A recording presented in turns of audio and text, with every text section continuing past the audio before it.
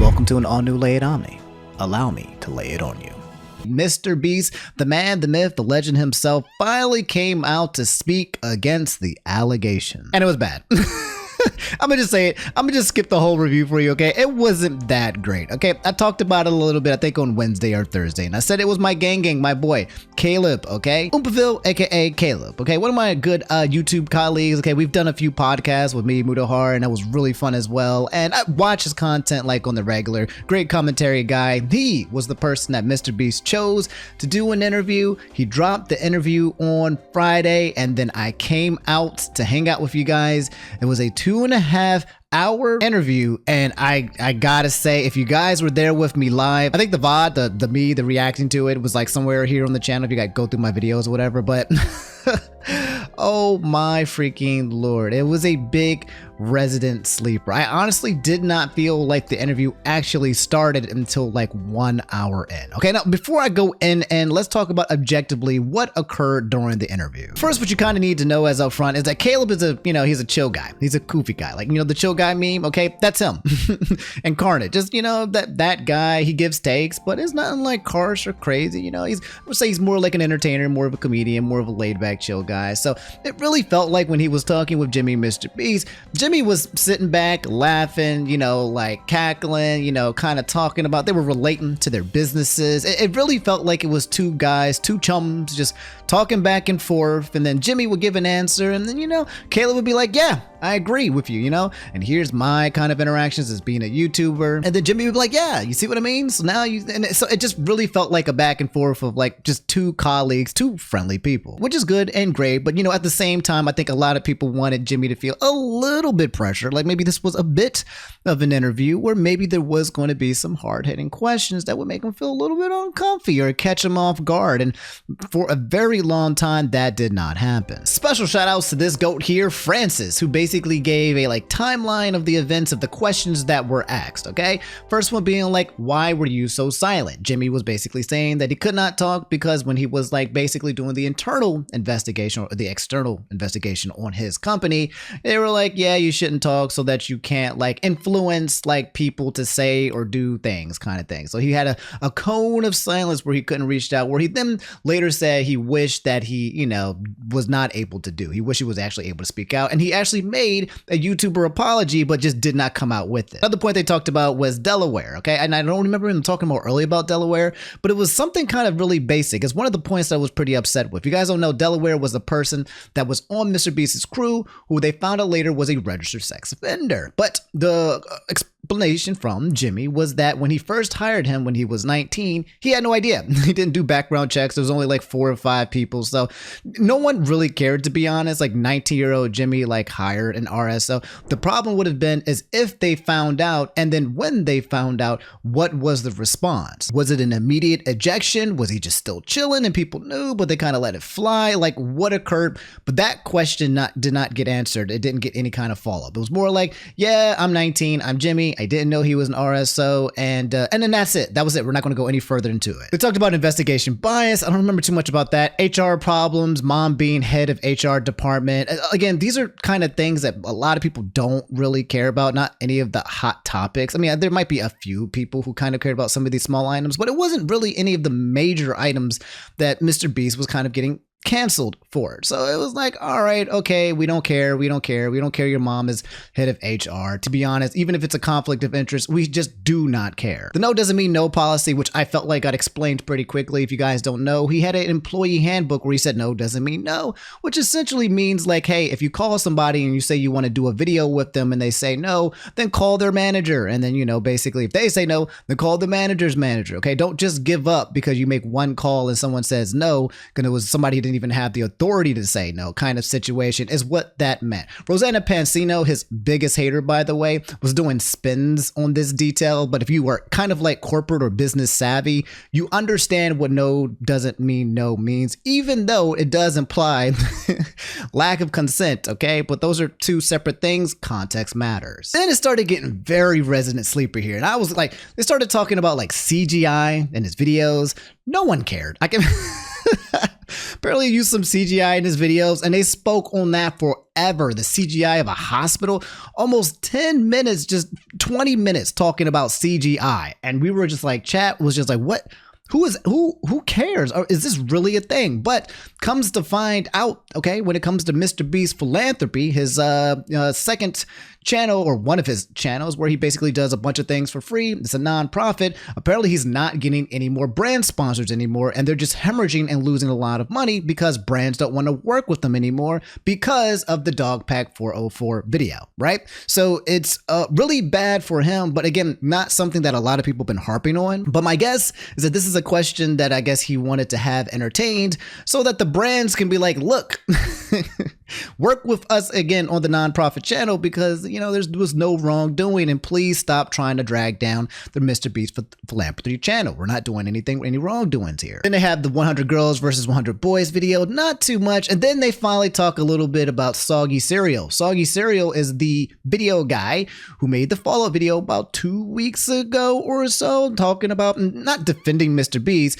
but going after Dogpack 404. That guy who came out with like the 3 videos canceling MrBeast, and he got debunked. A lot of his claims were completely off basis. Some of it was manipulated, some of it was controlled. It was just not a good narrative, and people universally have agreed that, yeah, Dogpack 404 kind of needs to go out of the picture. It's good, I guess, that he whistleblowed, but he whistleblowed in a way where he was kind of way too biased about the situation and was kind of just trying to paint Jimmy as a bad guy. They talked about the illegal lotteries. Again, I don't think a lot of people care. It's one of those things where he was like, yeah, if it was illegal, I don't remember, or I don't know how it was, but if anybody wants the refunds or the money back, they can have it. There was a little bit about harassment, and it was one of those situations where, like, how do you feel if there was harassment in your workforce? And MrBeast is like, hey, I own a bunch of companies and things. If it happens, it makes me feel really sad. Like, this is an answer that we can all answer. No one's going to be like, harassment in my workforce, awesome. You know what I'm saying? So that was 1 hour. A lot of us were just kind of like, bro, this is slow. These are softball questions. Where's the hard-hitting ones? Where's the ones about Ava Chris Tyson? Where's the ones about the chat room? Where's the ones? Why are they not talking about Rosanna Pansino? Why are they not talking strictly about Dogpack? And then finally, an hour in, Caleb asks, are you going to sue Dogpack? And the long and short of that is yes. But he basically summarized it and said, like, yeah, we're going to have this. It's not like something that I take lightly, that I would want to do. But a lot of damage has been done, millions upon millions upon millions of dollars of damages, like not an underestimation of how much Jimmy and his team have lost because of these videos that he has been saying he was very pissed off, saying was very clearly manipulated and disinformation. So in order for him to kind of like fight against the allegations, for him to prove himself, he probably has to win some type of case against the biggest disinformation out there, so that when he talks with these companies, he's like, how much money did I lose in damages? Okay, great, cool. And then he can have something on paper that says it was a lie, or that he won, I think, in order for business purposes, so that he can reinstate and get compensation. It's not like he's going to get money from Dogpack, okay? That's not going to happen. Man's getting sued into oblivion. He's going to get Nintendo sued, right? He is cooked. I don't think Dogpack 404 was operating underneath an LLC when he did all of this stuff, right? So that means his personal assets are probably coming after. I don't know what's going to happen to this man, for real. But he is absolutely freaking cooked. And he is absolutely freaking cooked. And yeah, Jimmy is going to be suing him, not because he wants to, but well, he probably wants to. He does not like Dogpack 404.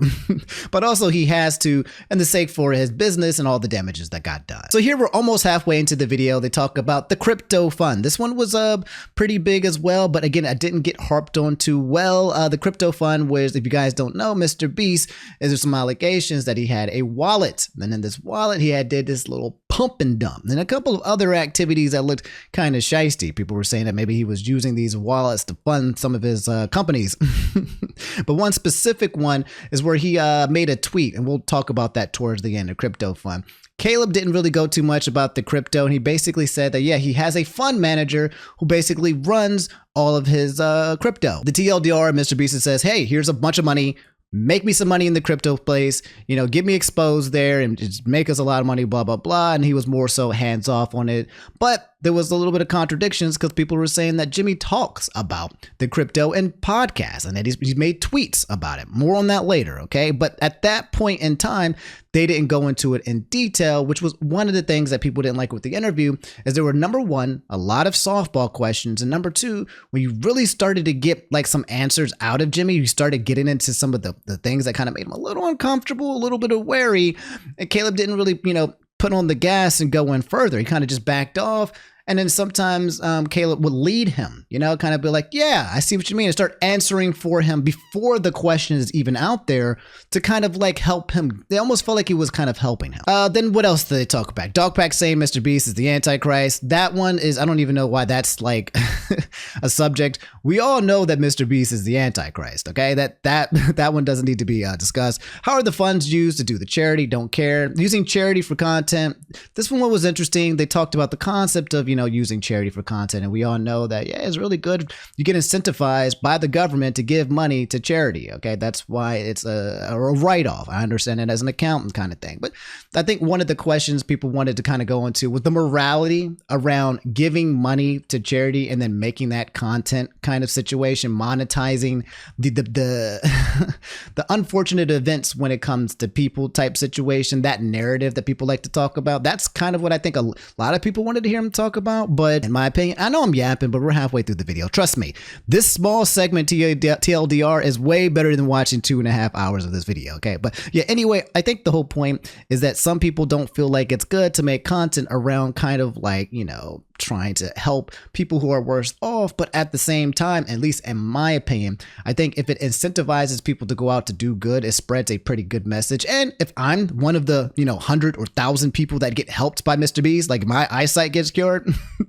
if I'm directly impacted by him, trust and believe I have nothing but like praise to say about Jimmy for taking care of me type situation. So you guys can have that debate at home. I think it's a net positive as long as you're, paying it forward in a way. So I wish more people would pay it forward. We talked about the Team Seas thing. Apparently it took a long time, like 3 years to clean the seas or whatever. No one cares. Okay. I really, if you want to cancel MrBeast because it took him 3 years to clean up like billions of pounds of sewage in the water, then come on. I think you've lost the plot at this point. There's the 100 wells in Africa. What charity do you do off camera? Using charity as a shield against criticism. Feastables using child slaves. That was proven wrong. Then they started talking about Lunchly, but this was a lot of information when it came to the charity, Team C's, Moley, Feastables, Lunchly, Feastables. Not a lot of people cared, but I guess it did create an emphasis, right? Nobody, of course, Feastables is not using child slaves. It was a claim that was floating around somewhere. So I guess MrBeast does have to try to clear it up. But I think for people who are in the know, they know what's really the big deal when it comes to the situation with Jimmy. And then there's the ones that are around it that people are kind of making up and falsifying. So even though for us, I'm saying it's not a big deal, it might be for other people who are coming out with these outrageous claims and saying like, yeah, MrBeast uses kids to make chocolate, blah, blah, blah, and it's all illegal. So yeah, I guess. Finally, wrapping up, it got to Delaware too.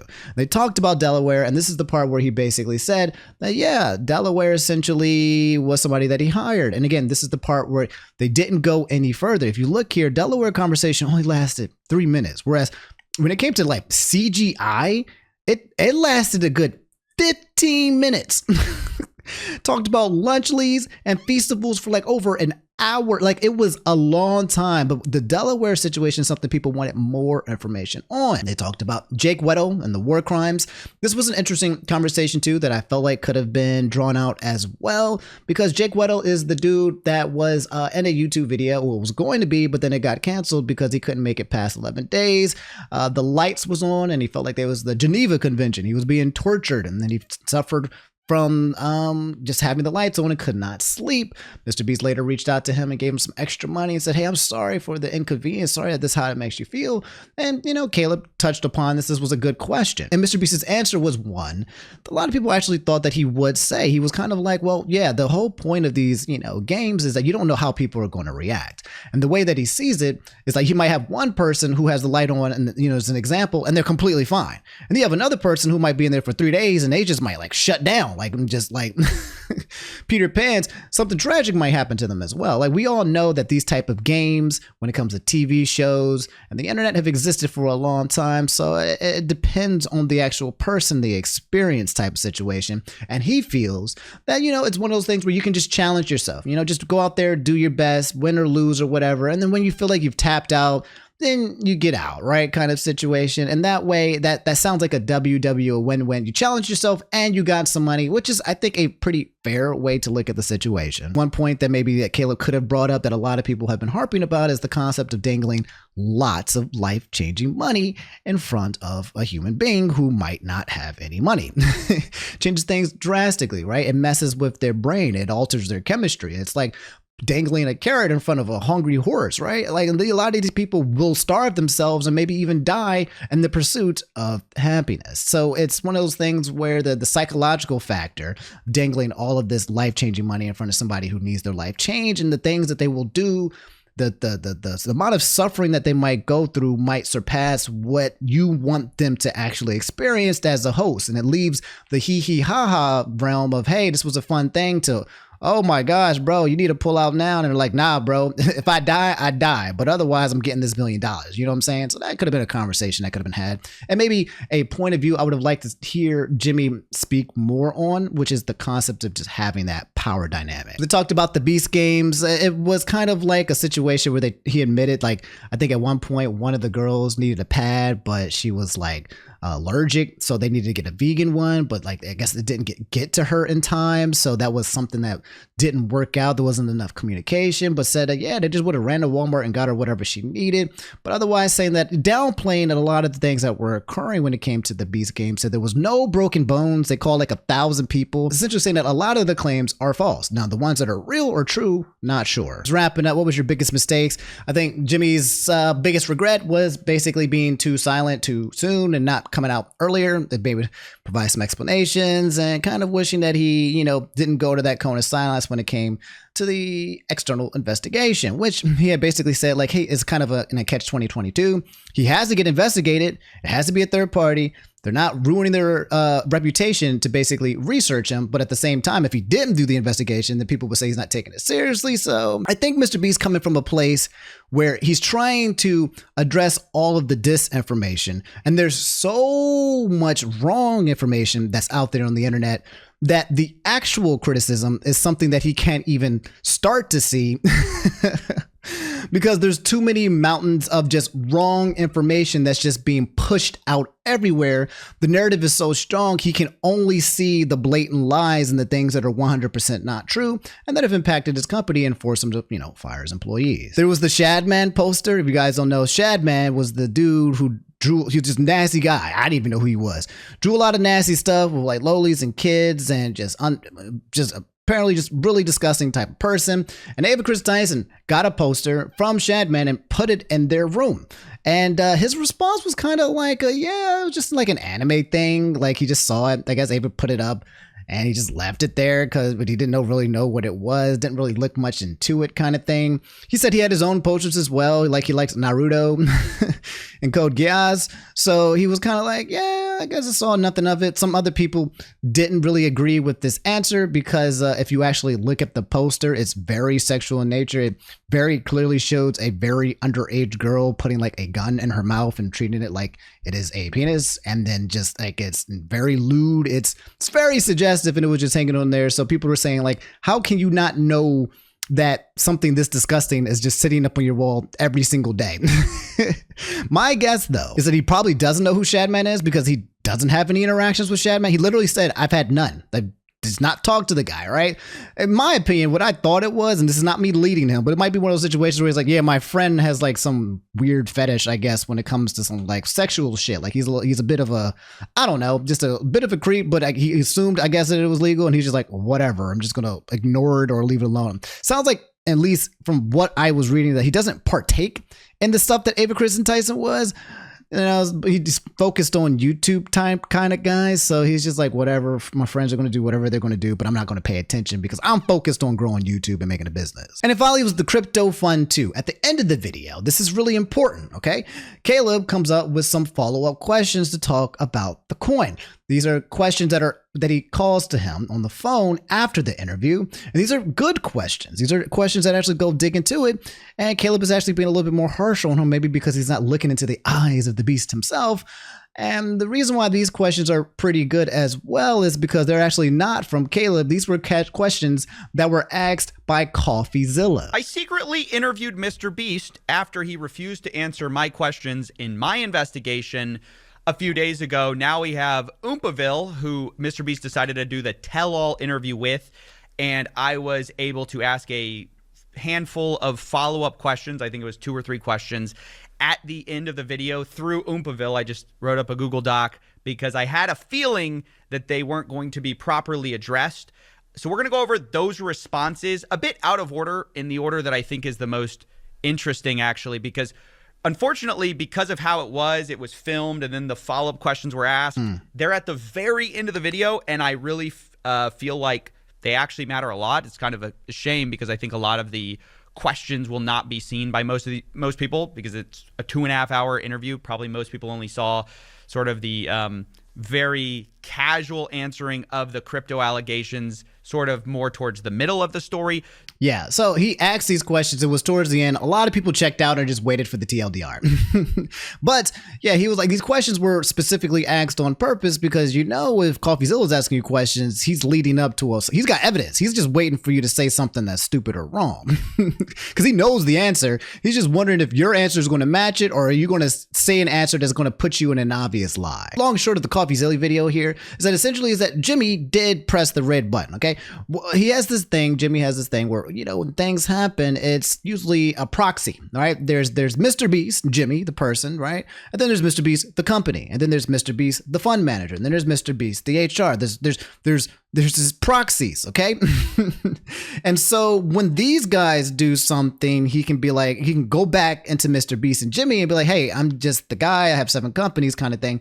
But when he wants to, he can tap himself into, you know, MrBeast, the crypto fund, the fund manager. He can make tweets that are seemingly exactly look like pump and dumps, and then back up when he needs to and be like, it's just a fun thing. I don't know too much about it, but also goes into the conversation talking about the crypto, but then backs out. So Jimmy can go in and out of these layers of protection, essentially, and it allows him to basically protect himself and shield himself while also actively being a part of it as well, which is basically a paradox. Because either A, you are Jimmy and you are responsible for your proxies and you take responsibility for all of it, or you're not, and you're just Jimmy, and everything that happens here, you do not touch, okay? So I think one of the biggest points here is which one is he doing? He's jumping back and forth, but to be fair, if you consider the fact that Jimmy was involved in the way that he was when it came to the crypto space, then yeah, he did press the red button. Whether or not he was making these trades all the time doesn't mean anything. Just because he had someone else doing it for him, you know, it's like Death Note. I don't know if you guys watch Death Note, right? But Kara had somebody writing the names of the Death Note in there for him, right? So he's not innocent. Quite literally, Kira had people, I mean, everyone knows about Death Note, but he quite literally had people using the Death Note for him, and then he would forget that he was Kira. And it was part of his freaking plan. It's basically that word for word. So, okay, that's the long and short of it. Okay, there's more things that popped out. Apparently, there's a new thing that's coming out when it comes to Caleb, okay, Oompaville. Apparently, he was one of the 4 content creators that got selected by Creative Juice. I remember MrBeast was doing this thing in 2021 where he was trying to invest in YouTubers. And when I say invest in YouTubers, he wanted to basically give them money in exchange to get some of their equity. He bought out, I think, like 4 people, and one of them happened to have been Oompaville. And I think Caleb right now is currently going to be responding to that, I think, inside of certain places or whatever. So people feel like, number 1, this might have been a fluff piece. Number 2, it might have been a conflict of interest because of the investment back in 2021. And in my opinion, this is how I feel about this whole entire situation. I am still Team Caleb. I'm still Team Oompaville, okay? I'm very loyal, and I feel like he did not do the best job, but I feel like he did his best. That's how I feel. I do not think he is like bought out by MrBeast, but I do feel like he was too much of a nice, chill guy. And maybe he did have reasons for doing so. Maybe he was trying to be uncomfortable. Maybe he didn't want to be the guy to be harsh on him. Or maybe Jimmy wouldn't accepted an interview if he was somebody that was kind of like, like more pressing and hard hitting like CoffeeZilla, right? But I don't know. A lot of people from what I've been seeing were a little bit disappointed with the handling of it. It truly did feel, and I said this already in the beginning, it felt like a couple of colleagues kind of been like, yeah, bro, this shit's crazy, right? Yeah, man, I ain't do nothing wrong. Yeah, being a YouTuber, I understand how it is. I get it. Kept saying this thing like, you're the guy. Like, you're the guy. You're the guy. And a lot of my criticism was like, I don't care about the guy. I get that you're MrBeast, but like Jimmy, all right, the real talk. Look at me, brother. You're open. You want to talk. You want to tell me what's going on. You want a real talk. Okay. What did you do? What did you not do? All right. What are the lies? What are the truths? You hear what the people are saying. Are you saying you didn't do nothing, brother? Come on. Be real. Be honest with me. You ain't know about Ava? What up with that group chat? You know you had that group chat. Y'all was being nasty in there, bro. You ain't know Ava was nasty like that, dog. Asking some of the questions that could make MrBeast be like, yeah, I didn't know that, that she was that kind of bad, that she was doing these heinous things, or maybe just to give him to kind of talk more candidly. That's the word that I'm trying to use here. I use a different word on stream. I said nigga to nigga, but here I just mean candidly, because it definitely felt like MrBeast was in his element and he was comfy. At the same time, I do believe that Jimmy speaking out for like 2.5 hours, almost 3 hours, was very good. I think it was important. Okay, it was a big deal because number one, he did not have to.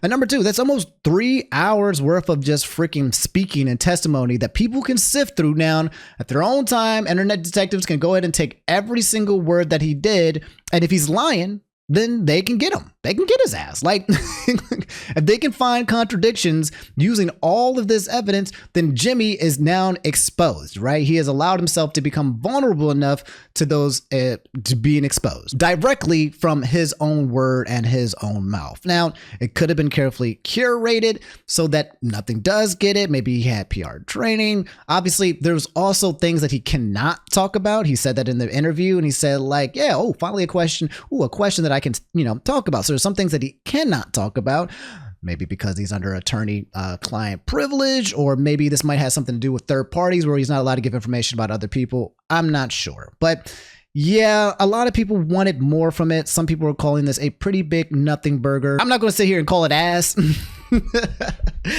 I'm not going to do that, right? I'm not going to slander my boy Oompa, but I think it was important. I think it did enough to get people to kind of look more into the situation and give reasons to contradict him as well. But I don't think it was the piece that people were looking for. I think people were kind of looking for an interviewer that's like, there's Caleb, right? Who's very nice, chill guy. And then you got someone that might be like very strong and harsh, maybe like Coffee. And maybe they're looking for somebody in the middle, someone who's like, going to be chill guy, but then boom, hit him with, I kept saying, punch him in the nuts, like punching him in the balls, like hit him back, let him gas for, make him drink some water, make him sweat just a little bit. That's not going to be me, by the way. If I was to talk to Jimmy, and I've talked with Jimmy a little bit in the DMs, and we've actually tried to call each other a few times, but we've been playing tag on the phones. But if I talked with Jimmy, it would be more of just like a bro to bro, a nigga to nigga, a candid to candid. Like, hey man, what did you do? What did you not do? You do see like what you did looks like a pump, right? Like you get it though, right? Like even though you didn't mean to, but you get it. I'd be a little pissed off at Jimmy too about him contacting all the YouTubers, and I'd be like, bro, like, are you stupid? Are you dumb? Like, do you not realize your actions, or are you masterminding me? The biggest red flag about MrBeast is the fact that he had a Code Geass poster on his wall. That's it. That's the biggest red flag, because that means he is a master manipulator. All right, freaking Lelouch was a freaking, oh my god, if he was inspired by Lelouch, then yeah, we're cooked. We're all cooked, and we're wrapped around his finger, and he's playing 4D chess. Anyway, that's all I have for this episode of Lay It On Me. You've just been laid. Moral of the story: can I be honest with you guys? I am so tired, and maybe this is by design, but I am exhausted. I'm done. I'm tired. I'm over it.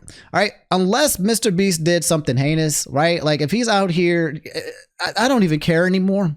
I think one of the conclusions I came at one point of the conversation, I was like, is this man really, like, he might be a little dumb. He might be a bit of a himbo where all his brain is just trying to go into YouTube. Is he that guy? That's the feeling that I was getting. I was thinking, or maybe I'm naive and he knows. But another part of me was like that Jimmy just might be obsessed with YouTube and quite literally is missing brain parts and is not really exposed to the elements of other things. I don't know. I could be getting tricked.